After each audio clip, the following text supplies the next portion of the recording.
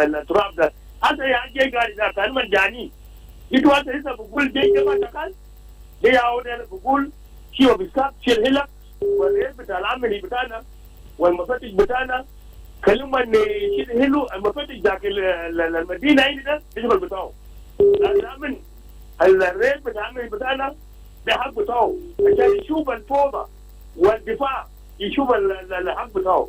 أنا بقول مرحب لكلام ده وأنا بقول للرئيس كده هلا ونينا معك شالا نينا جارين زي ده شالا نينا جارين ده أدي جد شالا نينا ما ينا يد ده كلا جد أي رجال بقول كويسين شالا نينا ما ينا حاجة والله نينا معك يا رئيس لا تفرضوا شوف ده وشوف حق بتاع الشعب بتاعك وشوف حق بتاع الجيش بتاعك إذا أنت عارف بتاع الجيش. Sounds of the Week on iRadio, your eye on South Sudan. Live from Juba, on air and online. This is iRadio News.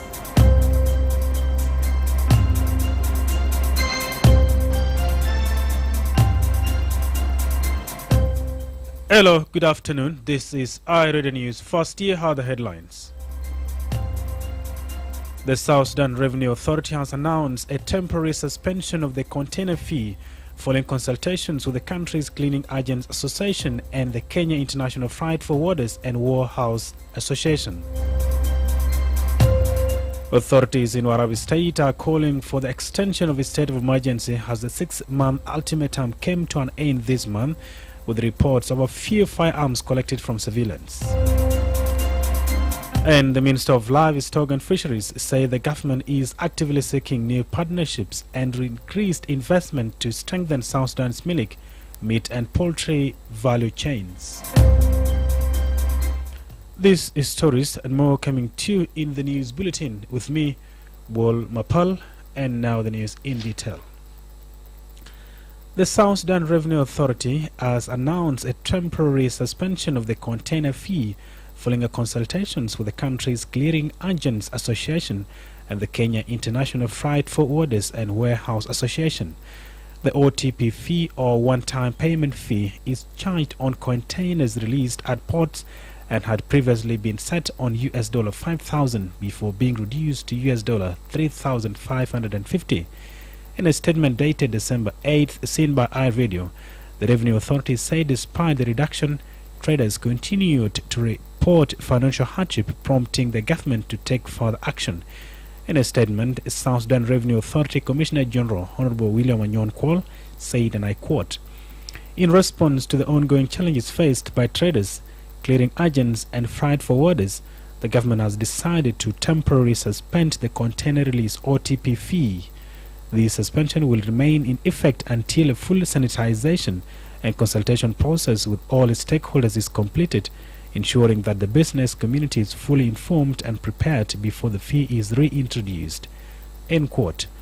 The SSRA urged all authorities, clearing agents, freight forwarders, and traders to comply with the directive, reiterating the government's commitment to increasing a transparent and enabling trading environment. Authorities in Warabi State are calling for the extension of a state of emergency as the 6-month ultimatum came to an end this month with a report of a few firearms collected from civilians. In early June this year, President Salva Kiir declared a state of emergency in Warabi State and Mayom County in Unity State due to deteriorating security situations. The order came days after intercommunal violence between Luanjang and Jalwo claimed 62 lives, including 20 women and dozens of others injured. Speaking to our radio this morning from Kwajuk, Warabi Information Minister said local authorities have reported low number of firearms collected from civilians since the state of emergency was declared.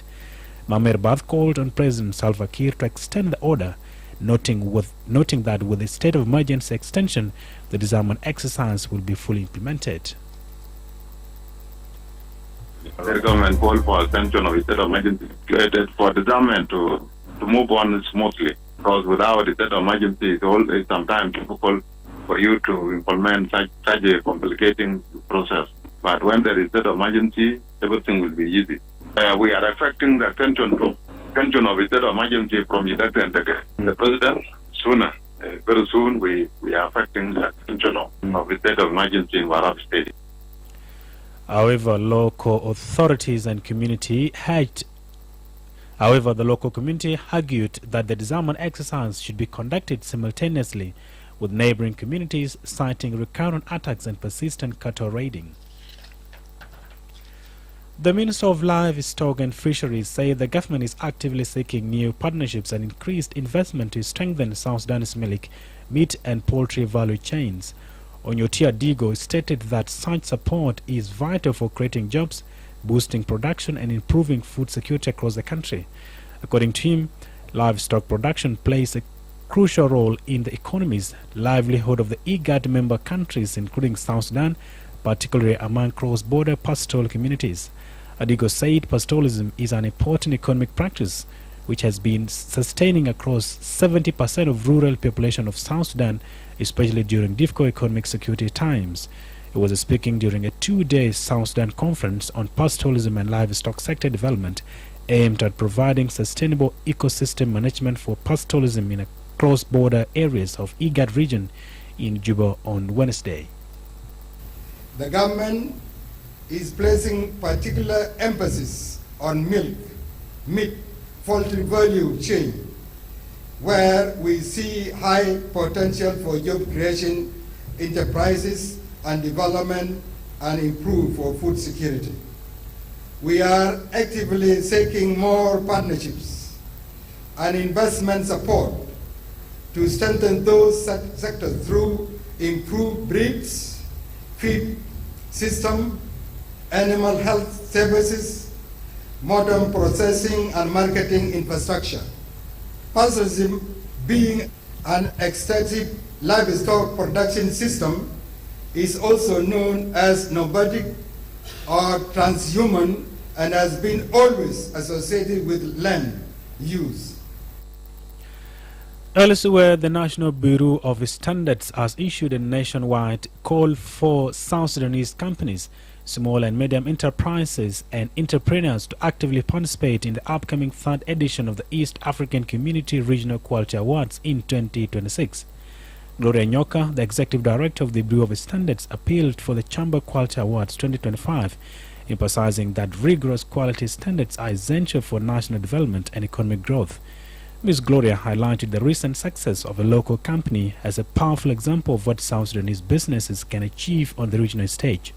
She said during the East African Community Regional Quality Awards 2025, South Sudanese national champion Haban South Group represented the country in the SME Product of the Year category and achieved the position of first runner-up in the Jua Kali of East Africa competition held in Kenya.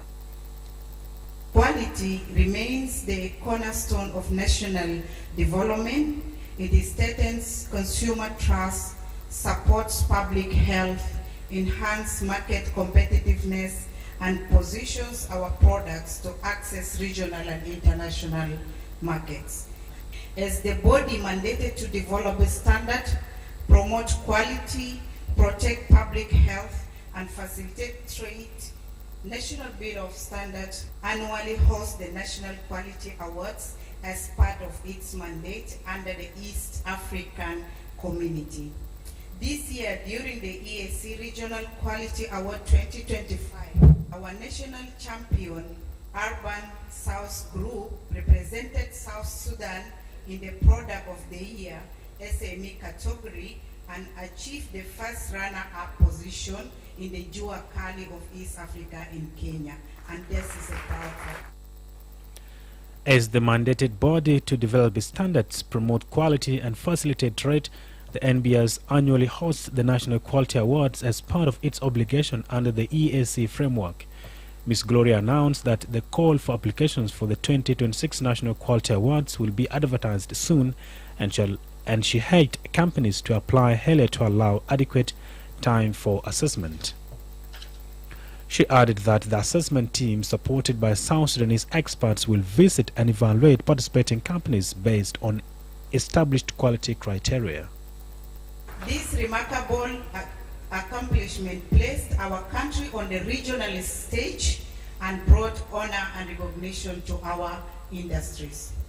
As we prepare for the 3rd edition of National Quality Awards, which will be 2026, We call upon companies, SMEs, and entrepreneurs across the country to actively participate. These awards are not just a celebration. They are a gateway to regional and global markets. At SSMBS, we stand ready to support enterprises of all sizes through standard development, training, certification, and technical guidance. We continue to issue the quality mark, which serves as a passport for our products, assuring compliance with essential quality and safety standards and enabling access to wider markets. Companies that will excel at the national level will earn the chance to represent South Sudan at the regional ESC competition. Gloria affirmed that the NBS remains committed to supporting enterprises of all sizes through standard development, training, certification, and technical guidance, adding that the South Sudan Quality Mark acts as a passport for local products to enter wider markets. This is iRadio News. The Chief Executive Officer of iRadio iMedia is calling for greater support to independent media in South Sudan, saying it plays a critical role in informing the public and shaping national policy. Stephen Omari, who also oversees iRadio, made the remarks a day after iRadio was awarded Best Media House of the Year by the South Sudan Chamber of Commerce, Industry and Agriculture during the 2025 Chamber Quality Awards. Mr. Omari said that despite ongoing economic challenges, independent media outlets need sustained support to continue operating and serving the public interest. He urged companies, business enterprises, UN agencies and NGOs to partner with and invest in independent media to protect access to credible and timely information. Omiri made the comments on iRadio's Dawn Show on Thursday. From January this year, we lost our funding. That is a fact. That is known by people outside there, that we do not have funding. We used to get funding from the US government. We do not have funding. The funding that we had came from Netherlands Embassy, and it was just a 6-month funding. And that funding has stabilized us. But you guys in the media has worked mostly bluntly. You don't have the insurance, you don't have a salary, everything is incentive. And so what we are calling upon the companies, people who are in business, that there's no country, that's why we are called post-estate. There's no country in the world that can, if the country has no media, that country live in darkness. Because in a place where there is human being, a lot of bad things are happening. In the place where there is human being, there's outbreak of diseases, there's conflict, and you need media to highlight all this information so that they can inform policy making. Because without media, you will not have a mirror. That's why in your house, you have a mirror to see your image, whether there's something dirty somewhere. And that's why the importance of media. So media need to be supported by the general public. And now to the regional international stories. Here is Lesoba Memo. Thanks, Wol Mapal. Making headlines on the African soil and elsewhere, some 200 West African soldiers, mainly from Nigeria and Ivory Coast, are in Benin to support the government following Sunday's failed coup, Benin's foreign minister said. The attempt was foiled after Nigeria deployed fighter jets to drive the mutineers out of a military base and state TV headquarters where they had declared a takeover. This is the first time that officials have said how many foreign soldiers were deployed to the country, although it is not clear if some have been withdrawn since Sunday. Benin's Foreign Affairs Minister Olusegun Aljade Bakari on Thursday said some of the regional troops sent to help had remained in the country as part of the sweep and cleanup operation. Elsewhere, Ghana has deported 3 Somali nationals who arrived in the country on Wednesday in what appears to be a tit-for-tat move over the alleged mistreatment of Ghanaian nationals at Ben Gurion International Airport in Israel. 7 Ghanaians, including 4 members of an official delegation attending a cybersecurity conference in Tel Aviv, were allegedly detained without explanation. They were released after 5 hours, while the 3 others were deported, according to Ghana, which condemned their humiliating treatment. And finally, Thailand has dissolved parliament after nearly a week of fresh clashes along its border with Cambodia, with a general election to be called within 45 to 60 days. In a royal decree published on Friday, Prime Minister Anutin Chanvirakul cited the deadly border dispute among other challenges his minority government has struggled to contain since it took office 3 months ago. He said the appropriate solution is to dissolve parliament, which is a way to return political power to the people. That's all making headlines on the African soil and elsewhere. Back to you, Wol Mapal. Thank you so much, Lasuba Memo. And now to the world of sports, we are joined live by Darlington Moses.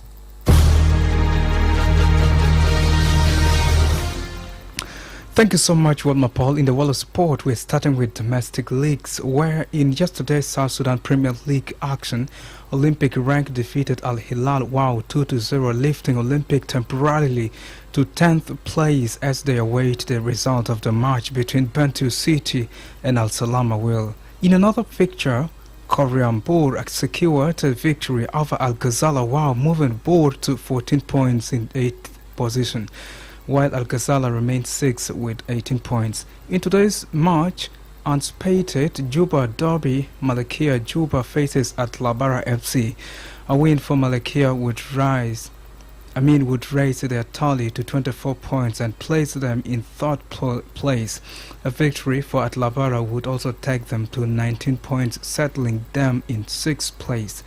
In another match later today, Lion Hunters can move up to 7 points with a win against Wajuma Awil, though they would still remain second from the bottom in the standings. Great Britain's Nick Ball will defend his WBA featherweight title against mandatory challenger Brandon Figueroa in his home city of Liverpool on Saturday, 7th February. The bout against the American will be Ball's 4th defense of the belt, if he won by beating Raymond Ford in June 2024. Ball's most recent fight was an unanimous points win against Australian Sam Goodman, which extended his undefeated run to 23 wins and 1 draw. Figueroa, aged 28 like Ball, is a former two-weight world champion with 26 points, 2 defeats and a draw in his professional career. And the Oklahoma City Thunder equaled the best 25-game start to season in NBA history as they overpowered the Phoenix Suns 138 and 89 in the NBA Cup quarterfinals. Defending champions, the Thunder have won 24 of their first 25 games, equaling the Golden State Warriors record from 2015 to 2016. Shai Gilgeous-Alexander, last season's most valuable player, scored 28 points at Paycom Center, hitting the 20th point mark for a 96th straight game. It was a franchise record 16th straight win for the Thunder, who faced the San Antonio Spurs in the semifinals in Las Vegas on Saturday. The Thunder have won 92 of the 107 regular season games since the start of 2024 to 2025, having topped the last season's Western Conference with a 68-14 record. The record for most wins in an NBA season is 73, achieved by the Warriors in 2015 to 2016. This is all in the world of sport, and back to you in the studio.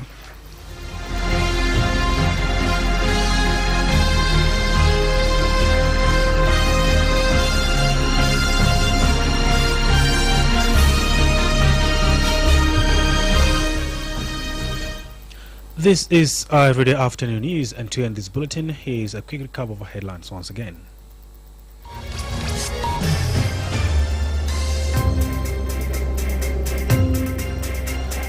The South Sudan Revenue Authority has announced a temporary suspension of the container fee following consultations with the country's Clearing Agents Association and the Kenya International Freight Forwarders and Warehouse Association. Authorities in Warabi State are calling for the extension of state of emergency as the 6-month ultimatum came to an end this month with reports of a few firearms collected from civilians. And finally, the Minister of Livestock and Fisheries said the government is actively seeking new partnerships and increased investment to strengthen South Sudan's milk, meat and poultry value chains. That is the end of our radio news. If there is a story or an event you would like our radio to cover or report about, please send us a text message on +211 925 287 870. It's also our WhatsApp number. Follow us on X at iRadio Juba. Like our Facebook page, iRadio. Subscribe to our YouTube channel at iRadio South Sudan. You can also visit our website and listen to us online, www.iradio.org. Stay tuned for news in Arabic at 1/2 past the hour. I am Wol Mapal. Thanks for listening.